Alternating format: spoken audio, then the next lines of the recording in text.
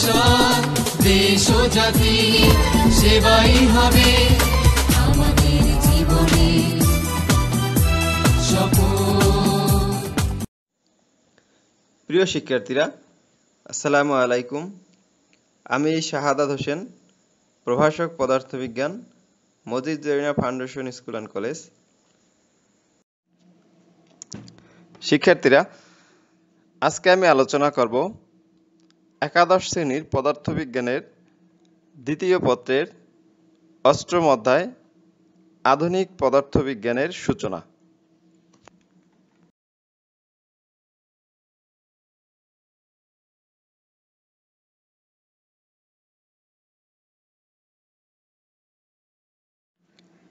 প্রিয় শিক্ষার্থীরা, এখন আমি আধুনিক পদার্থবিজ্ঞানের ধারণা নিয়ে আলোচনা করব। ঊনবিংশ শতাব্দীর শেষের দিকে অর্থাৎ 1895 সালের দিকে বিজ্ঞানীরা বিশ্বাস করতেন যে পদার্থবিজ্ঞান সম্পর্কে তাদের যা যা জানা দরকার ছিল তার অধিকাংশই তারা জেনে ফেলেছেন। যেমন সেই সময় মহাকর্ষ সূত্র, বিদ্যুৎ প্রবাহের ফলে চৌম্বক ক্ষেত্রের যে সৃষ্টি হয় সেটা আবিষ্কার করেছেন। তারপরে তাপগতিবিদ্যার সূত্র আলোচনা করেছেন। কিন্তু বিংশ শতাব্দীর সূচনা লগ্নে অর্থাৎ 1900 অথবা 1905 সালের দিকে ম্যাক্সওয়েলের কোয়ান্টাম তত্ত্ব এবং আলবার্ট আইনস্টাইনের আপেক্ষিকতার বিশেষ তত্ত্ব আগের যে ফিজিক্স আর বর্তমান ফিজিক্স সম্পর্কে অনেকটাই ধারণা পাল্টে ফেলেছে। অর্থাৎ আধুনিক পদার্থবিজ্ঞানের বিভিন্ন শাখা হলো কোয়ান্টাম পদার্থবিজ্ঞান, আপেক্ষিক তত্ত্ব, পারমাণবিক পদার্থবিজ্ঞান, নিউক্লিয় পদার্থবিজ্ঞান, স্ট্যাটিস্টিক্যাল মেকানিক্স অর্থাৎ পরিসংখ্যানিক বলবিজ্ঞান এবং কঠিন অবস্থার পদার্থবিজ্ঞান। এখন আমরা এসব নিয়ে আধুনিক পদার্থবিজ্ঞান সম্পর্কে আলোচনা করব। শিক্ষার্থীরা, এখন আমরা আলোচনা করব প্রসঙ্গ কাঠামো, জড় কাঠামো এবং অজড় কাঠামো নিয়ে।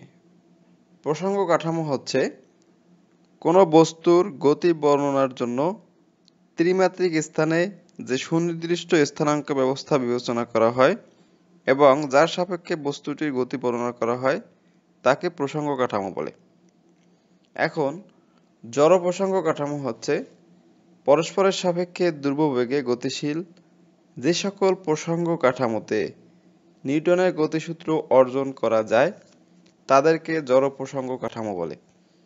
আর অজড় প্রসঙ্গ কাঠামো হচ্ছে যে সকল প্রসঙ্গ কাঠামো পরস্পরের সাথে ধ্রুববেগে গতিশীল নয়, অর্থাৎ যে সকল প্রসঙ্গ কাঠামোর ত্বরণ থাকে তাদেরকে অজড় প্রসঙ্গ কাঠামো বলে। শিক্ষার্থীরা, এখন আমি মাইকেলসন এবং মোরেলের পরীক্ষা সম্পর্কে আলোচনা করব।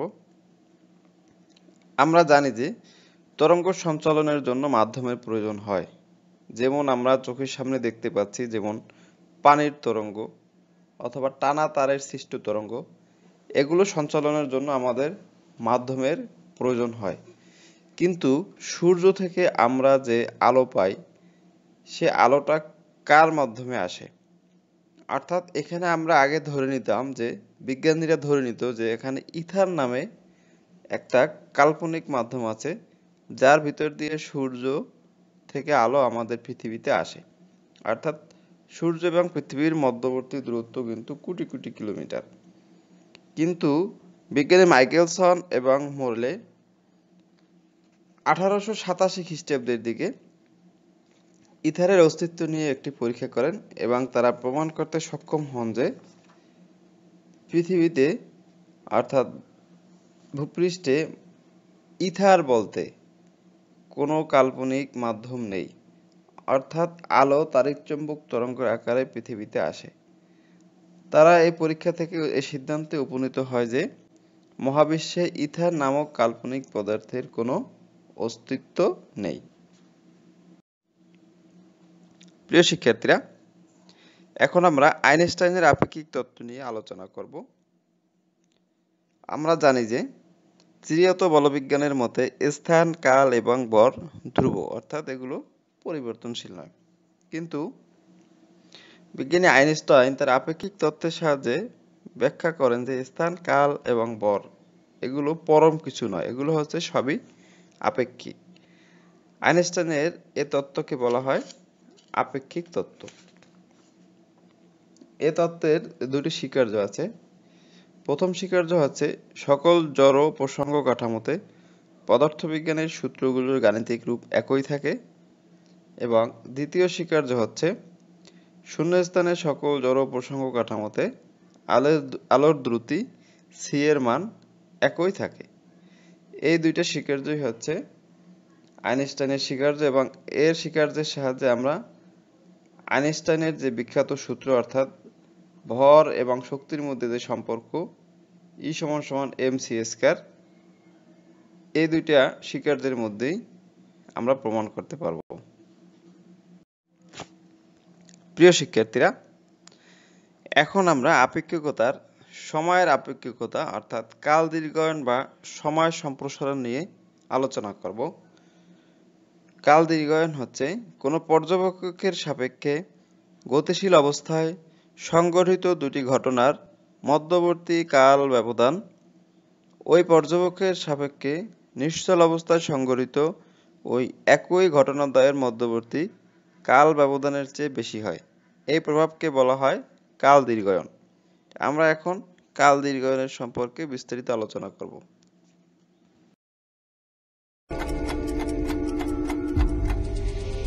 Let's imagine constructing a clock in which a beam of light bounces between two mirrors.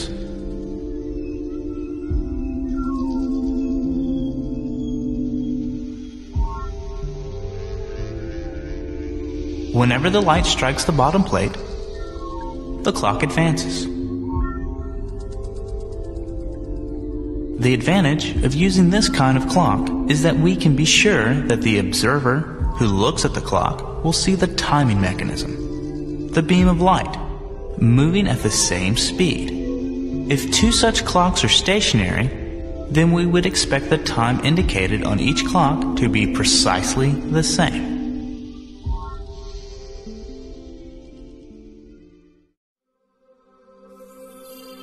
But what happens when one clock is in motion?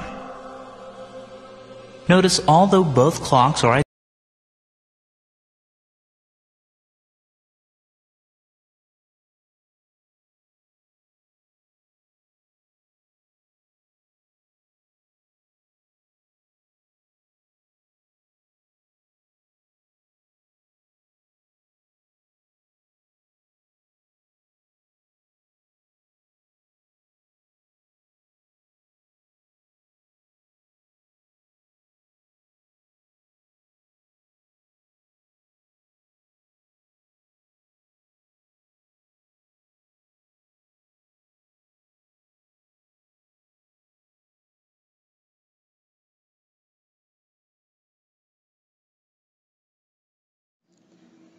কাল দীর্ঘায়নের সূত্র যদি আমরা প্রতিপাদন করতে চাই তাহলে দেখো, স্থির অবস্থায় অর্থাৎ স্থির কাঠামোতে সময়ের ব্যবধান t = t2 - t1, এবং গতিশীল কাঠামোতে সময় ব্যবধান হচ্ছে t0 = t2' - t1'। এখন আমরা কাল দীর্ঘায়নের গাণিতিক সমীকরণটা পাবো t = t0/√1 - v²/c²। এখানে c হচ্ছে আলোর বেগ।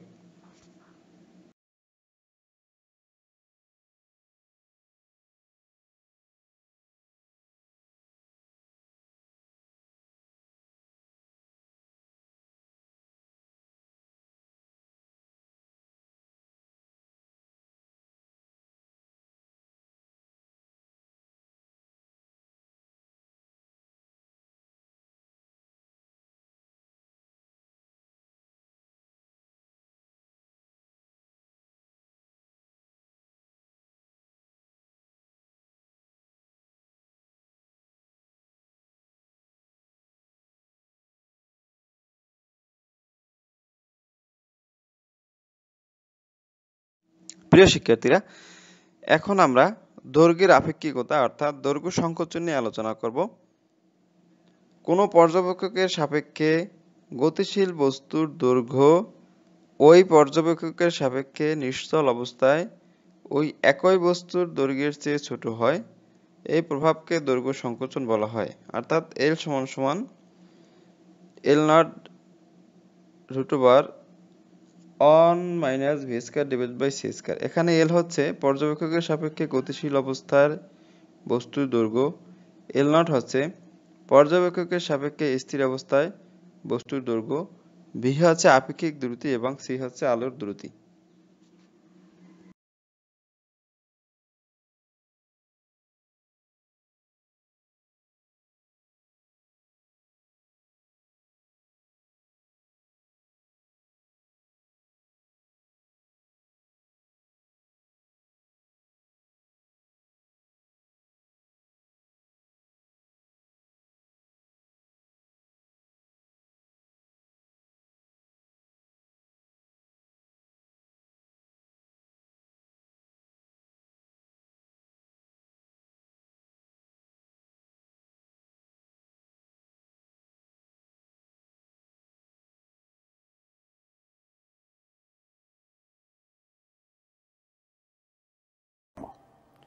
Since gamma is greater or equal to 1, this means that the person who is moving with respect to the stick sees a shorter stick than one who is stationary to it.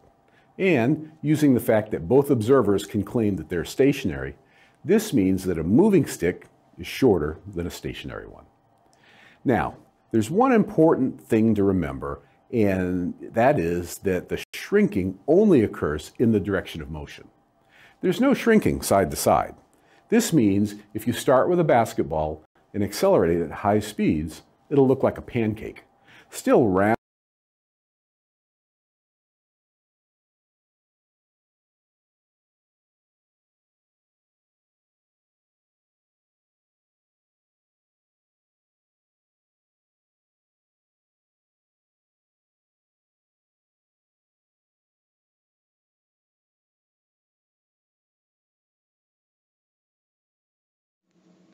প্রিয় শিক্ষার্থীরা, দৈর্ঘ্য সংকোচনের গাণিতিক সমীকরণ হচ্ছে L not সমান সমান x2 minus x1, অর্থাৎ L নট হচ্ছে পর্যবেক্ষকের সাপেক্ষে স্থির অবস্থায় বস্তুর দৈর্ঘ্য এবং L হচ্ছে পর্যবেক্ষকের সাপেক্ষে গতিশীল অবস্থায় বস্তুর দৈর্ঘ্য।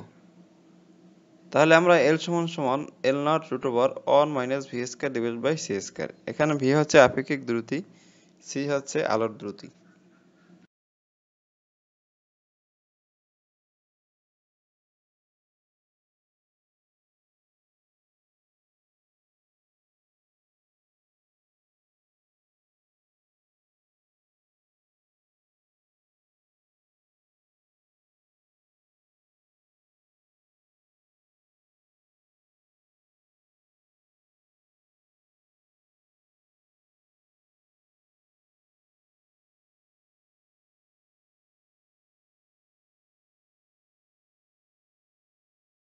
প্রিয় শিক্ষার্থীরা, তোমরা বাসায় এটি সমাধান করবে।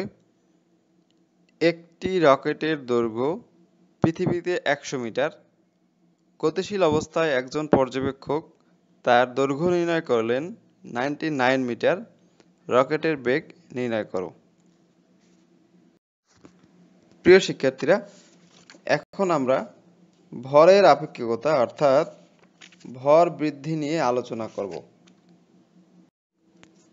প্রিয় শিক্ষার্থীরা, এখন আমরা ভরের আপেক্ষিকতা অর্থাৎ ভর বৃদ্ধি নিয়ে আলোচনা করব। নিউটনীয় বলবিজ্ঞান থেকে আমরা জানি যে বস্তুর ভর একটি ধ্রুব রাশি। স্থান, কাল ও বেগের পরিবর্তনের উপর এটি নির্ভরশীল নয়, অর্থাৎ এটি পরিবর্তিত হয় না। কিন্তু আইনস্টাইনের আপেক্ষিক তত্ত্বের মতে বস্তুর ভর ধ্রুব নয়, অর্থাৎ এটি আপেক্ষিক। বস্তুর বেগের সাথে ভরের একটি সম্পর্ক আছে এবং বস্তুর চলমান বা গতিশীল ভর নিশ্চল ভরের সমান নয়, অর্থাৎ বস্তুর বেগ বৃদ্ধির সাথে সাথে ভর বৃদ্ধি পায়। পর্যবেক্ষকের সাপেক্ষে কোনো বস্তু যদি ভি দ্রুতিতে গতিশীল হয়, তাহলে এর গতিশীল ভর পর্যবেক্ষকের সাপেক্ষে নিশ্চল ভরের 1 divided by root over r minus v square divided by c square গুণ বড় হবে। অর্থাৎ এক্ষেত্রে আমরা পাবো m সমান সমান m naught divided by 1 minus v square divided by c square। অর্থাৎ স্থির অবস্থার থেকে গতিশীল অবস্থায় বস্তুর ভরটা বেড়ে যাবে, এটাই হচ্ছে ভরের আপেক্ষিকতা। প্রিয় শিক্ষার্থীরা, আজকের ক্লাস এখানে শেষ করছি। ধন্যবাদ সবাইকে।